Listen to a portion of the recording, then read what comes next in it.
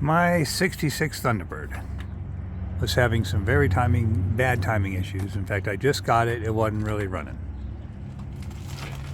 Spitting up, misfiring like mad. Couldn't get it to run.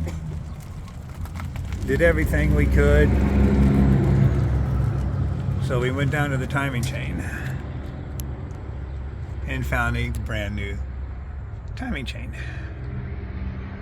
It's not a double roller, but that's okay. It's new, it's tight, it's great, it'll last me. So, that's okay. I need a new harmonic balancer anyway. But I think I found our problem. Okay, hold this. Have my daughter hold the camera for me. Right. While we were taking everything apart, I said, let me look at this. This is a no-name distributor. I don't know. So I said, let me look at it. There's no side-to-side movement. There's some up and down, but no side-to-side. The bearings seem good. It's probably going to be fine for a while till I can afford probably a proper factory one and use it. It has the pertronix in it. So took it apart, just kind of checking everything, seeing this looked good, pretty new. Okay, all the wires, none of the wires were bad. But look at this here.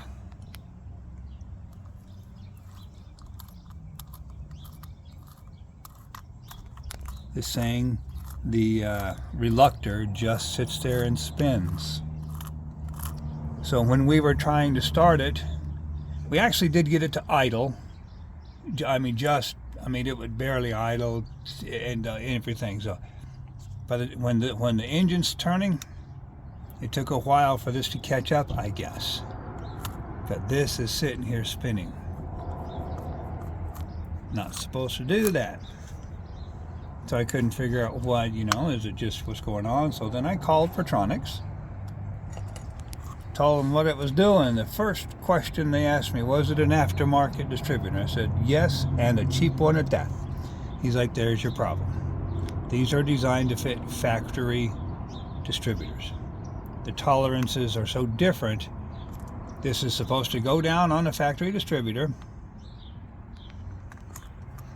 and then you push down on it and it kind of seats in. And then you put the rotor on it, and that goes inside there and holds it.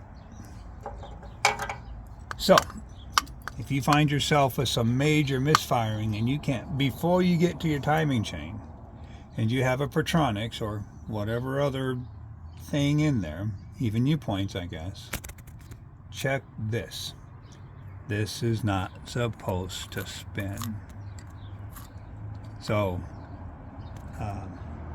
and it also speaks volumes of cheap distributors. I'm only going to reuse it until I can afford a nice, or a better one, a different one.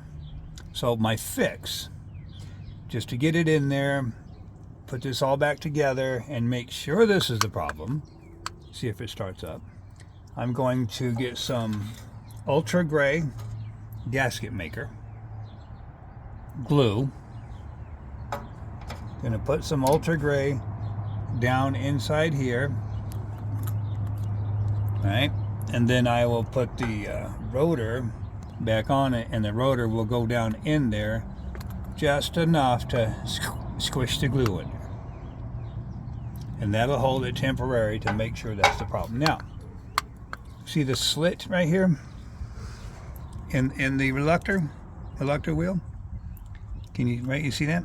Mm-hmm. That's got to go on one of the high points of the cam there. If you put it in the center, it's going to misfire. This has to go right on. There's three of them, and they all three will line up to the high points of the cam. Then glue it in there on I'm not going to glue it to the shaft per se. I'm going to glue the rotor to this. That way it can come back out later easy. So, And then I know it's going to be my problem. Then we'll put it all back together and test it and see if it works proper. Then I'll be getting a new distributor. So always check your distributor, you cheap Chinese stuff. Like I said, it was on there when I got it, and it's going to go as soon as I can. Who would have thought? So there you go. Just tip of the day. Have fun.